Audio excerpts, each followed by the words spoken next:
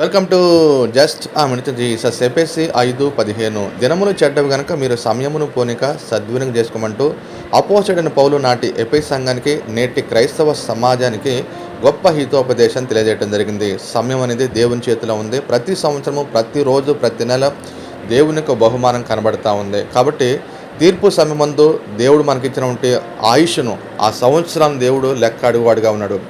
ఈ యొక్క సమయమును వృధా చేసే విషయాల్లో సోమరితనం అనేది అతి బాధాకరమైంది. జ్ఞానినుడి సొలొమోను సోమరితనం గురించి సామెత గ్రంథంలో ఎన్నో గొప్ప మాటలు తెలియజేశాడు. కాబట్టి సోమరితనం నుంచి బయటపడాలి. సోమరివాని యొక్క చేతులు పని చేయనులవో, సోమరివాడు అవమానాలు పాలవుతూ ఉంటాడు. సోమరివానికి ఇల్లు కూలిపోతూ ఉంది. కాబట్టి సోమరితనం నుంచి అత్యాసక్తితో దేవుని పని చేసే వారంగా ఉండాలి.